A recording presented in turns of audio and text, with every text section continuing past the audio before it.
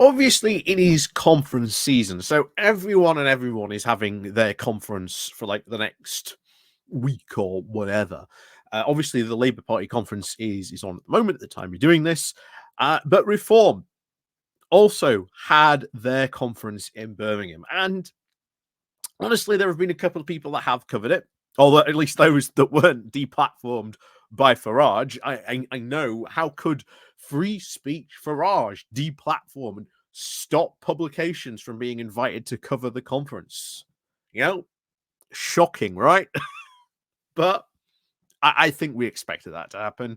Of course, Farage was going to do this, and from the UK commentators, and there's the hint. You may have even seen the title of this. The UK commentators have got it right. What you saw at the conference can be summed up in really a very short number of words. Um, Complaining, griping, and no ideas how to actually fix the problems that currently represent the country. I completely agree with that. I think that's most of the takes of the UK commentators. However, this came up in one of my feeds. I think it was on Facebook, um, and this is a German view. A German news corporation, or at least a German company, went to cover the Reform conference. And I found this quite fascinating because obviously at the moment, Germany itself is going through a bit of a right wing resurgence. There's obviously the Saxony and Thuringia local elections that happened there, where the ADF um, got is it ADF? I hope I said it right. Acronyms. um, Went sort of won a significant portion of the vote. There is another vote happening, I believe, in and around Brandenburg, which is going to be potentially a lot of people are going to be paying quite close attention to as well. And then, of course, next year you have the big German elections. So a lot of Germans, I think, are asking themselves and are really looking, or at least I get the impression from this, from like a UK observer looking at a German covering the Reform Party elections. That's sort of the takeaway I take away from this. You may take away something different. Who knows? But I thought this was kind of interesting to sort of see like the Reform Party conference covered in sort of such a way. So I think it's well worth going over it from this point of view rather than someone from an English perspective point of view, because I think they come away with a lot different perspective, and I think there's more interesting stuff to talk about their perspective rather than me just agreeing with a lot of the UK commentators that have just said, yeah, griping, groaning, and really no problems, no solutions to solve the problems that really face the country at the moment. So before we do get on to this, please remember to click on the like, share, and subscribe button down below. There's links to my Patreon page, the One Donation link, or Buy Me Coffee, where you can buy me coffee, the YouTube thank you button, and of course, as always, there's the Pony Club down below as well. And thank you very much to everyone who does help and support the channel that way. You can, of course, always click the like, click the share button, and of course, ring the bell as well. And thank you very much to everyone else who does that as well. So let's crack on then into this, and forgive me for my terrible German pronunciation.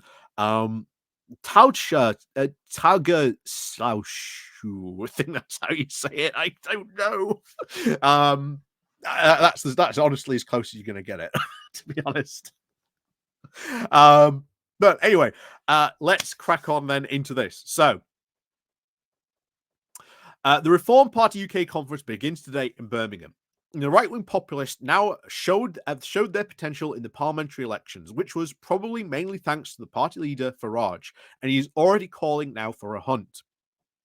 British Prime Minister Keir Starmer must have known that this, quote, love-in with Giorgia Meloni in Rome when he strolled through the gardens of Velodora in the Italian post-fascist fascist earlier this week. Laughing and joking would leave his Labour Party very all clearly uneasily. All the more so after he described her as an offshore asylum agreement with Albania as an interesting idea. And I think there's a lot of people have looked into this agreement that they have. with Albania, and from what we can tell, it doesn't seem to work.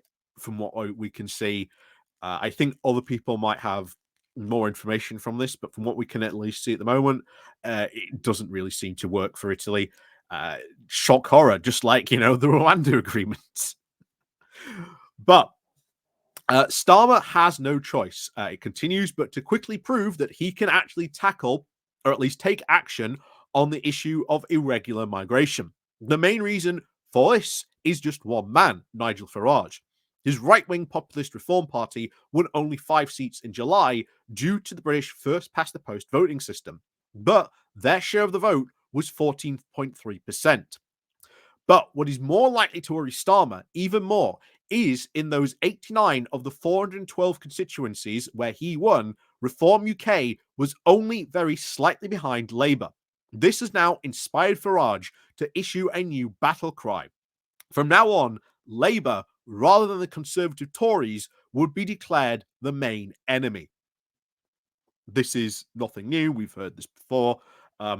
Whether Farage will actually consider them to be the main enemy when he really, let's face it, is competing with the Tories for a lot of those votes in many of those cases. Um, he's splitting more the right wing vote rather than any other particular kind of vote.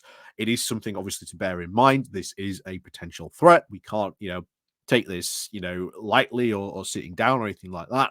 And even Labour know this as well, that they have to go after Farage. So I really do expect, really over the next couple of years, for Labour to actually start hitting out at Reform and Farage as well. For the pure basic fact, a lot of their policies don't work, are crazy, would be almost resemble Liz Truss in many ways, shape, and form. So, that's one thing that should be definitely highlighted. But I do expect to see a lot more attacks from Labour against Reform, certainly in the coming weeks and months, and as we go forward throughout this parliament. So, anyway, this continues. So, this Labour government is going to be in very big trouble soon. We're going to hunt them down, told his supporters on election night. Addressing today's victory was just the beginning of something that would then surprise many more.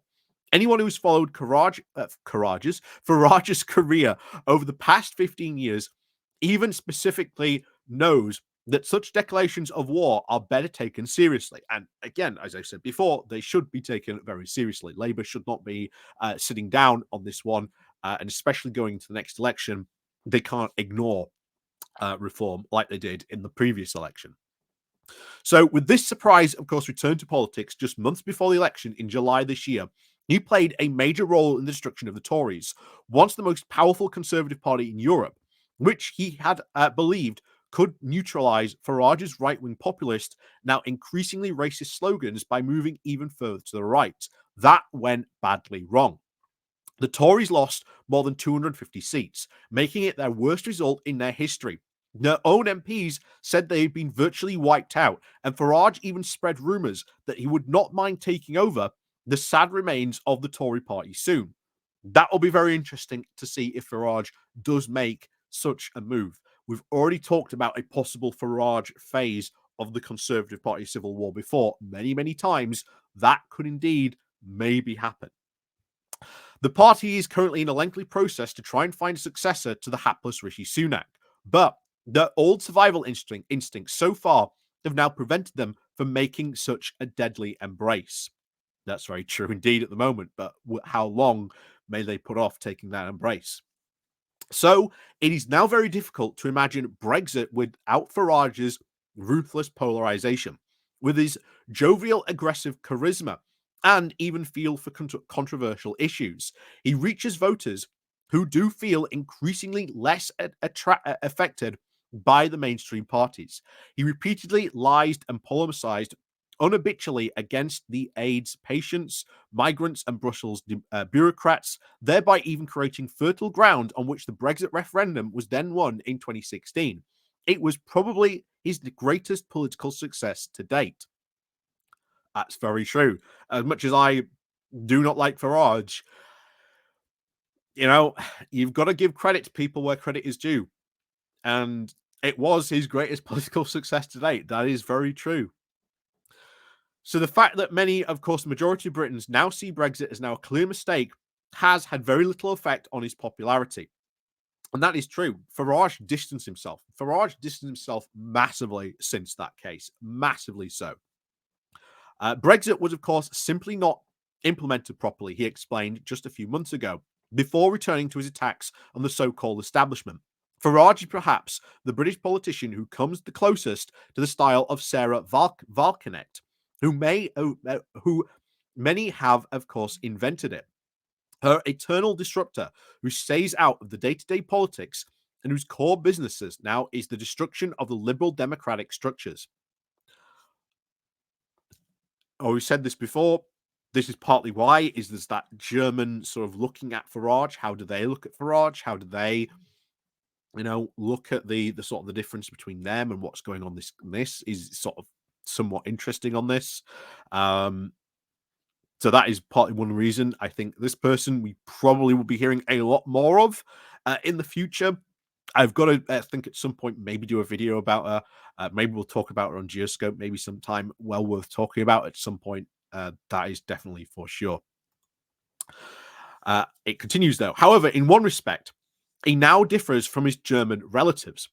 While he makes no secret of his closeness to autocrats such as Donald Trump and Putin, Farage's attempt to try and portray Putin's attack on Ukraine as a provocation by NATO was so badly received by the British that he immediately made one of his very rare backtracks at this point. And oh boy, backtrack did he do. That was incredible to see that U-turn. That should be brought up, I think, more and attacking Farage on that massive U-turn that he made. That, I believe, could be made a lot more stuff out that he did that. I do believe that is something, Labour should be going after him on that. That is definitely for sure. The British public, of course, is now still very unwavering, united, and unanimous now in support for Ukraine. And everything still looks as if Starmer has a very secure majority in Parliament. He will survive the next 5 years unscathed. But times have become more unpredictable.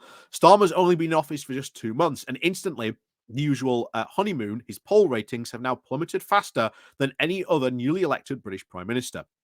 He doesn't really have to worry about the polls, let's face it. He's got a massive majority. It's very firm at the moment, that majority. There's no election coming for him for like the next 5 years until 2024. Yeah, he might have low poll ratings, but he can ignore them. He can get on and do the business of governing. So it's really not going to be his biggest issue. Really not going to be his biggest issue that he's got these low poll numbers, because he is very, very comfortable at the moment. He is very, very secure in his position, even though, of course, many of the right-wing press have been trying to make out that he isn't.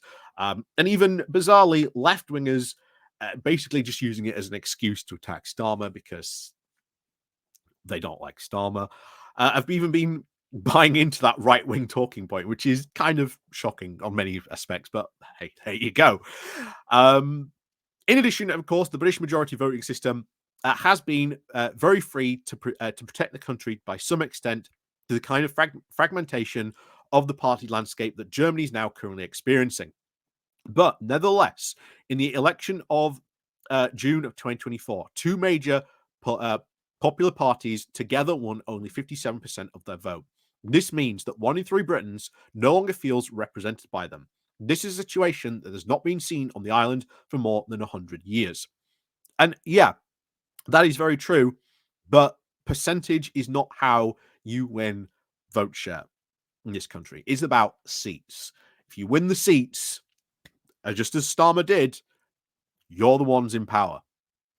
Vote percentage in our current system doesn't really count for a lot, because even when you've looked at election analysis, they go, well, okay, how many seats could that potentially transform into?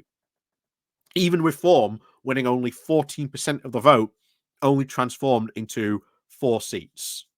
That is not a lot of seats. Doesn't really give them a lot of power in Parliament. Now, maybe further down the line, maybe next election, maybe we end up with a hung Parliament. Who knows? Maybe Labour ends up with a smaller majority. Who knows? But that General election still a long way off. It's far too early to be making any predictions about what might happen at that party. So it finishes off with this. So if the British are soon to be faced with a choice between an unpopular Labour government on one hand and the Tories, who have now slipped further into right-wing populism, and then Farage's hour is now a serious opponent of both major parties, could yet come. Doubt it. Doubt it very, very much so. Why? Because Nigel Farage is competing for those very same right-wing populist votes that the Tories are. And that locks Farage out. It locks Farage out of a lot of seats. And the more people realize what Farage's policies are, the more people actually start talking about what he's actually do, the less popular, shall we say, Farage will actually be. But that's another topic for another time, maybe. In any case, this will be, of course, precisely the goal that he will now triumphantly announce in today's party conference in Birmingham. After the breakthrough in the July elections, he can hope now for an even broader media response than usual. And of course, Starmer will be then following Farage's speech very closely and with careful caution. Because since the election of the latest, his most dangerous opponent is no longer the Tories, but Farage, the man who is now aiming to target the other remaining British People's Party, except this reporter has forgotten, of course, the Lib Dems. It's kind of interesting, the fact, and I've seen this before, we've talked about this before, the idea you can just ignore the Lib Dems. The Tories, even though they lost more seats to the Lib Dems than Reform, they're panicking about Reform. The Lib Dems have come out very clear at their party conference and say, we are going to sweep up the rest of those Tory seats. And then they become the main party of opposition. And even now, it is very likely, if that happens, still, the right-wing vote is very small. It is not enough to win a parliamentary majority. That is what Farage is going to be after. That's what he hopes he's going to be after, and hopes that he can at least win to become sort of, agitator in the parliament, whatever. Just like he was in the European Parliament, because he doesn't want to be in power. Let's face it. But the main party and the one to watch over the next couple of years to see what happens is the Lib Dems. Like, make no mistake, ignore the Lib Dems at your peril, because next time it comes to a general election, I might not have to be so kind to the Lib Dems. And I warn my Lib Dem viewers of that now, because I do think you are going to reap a lot of benefits from the downfall of the Tories. And if you can tap in to that missing 10% of the Tory vote, that is a lot of votes to square up. Reinforcing your wins from this recent election is going to be very, very important. So it's insane how a lot of commentators, even, again, this German one, missed the fact the Lib Dems did very, very well. And yet a lot of people are ignoring them. Beware the yellow peril, almost.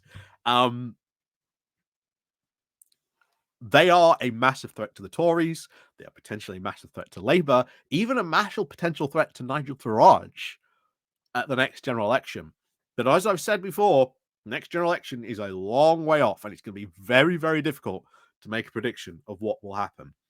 But make no mistake, if the Lib Dems play their cards right, which they so far are appearing to do, they know what they're going to be targeting. They know what they're going to be doing in the next election. It could be very, very likely they could be once again becoming a major political force.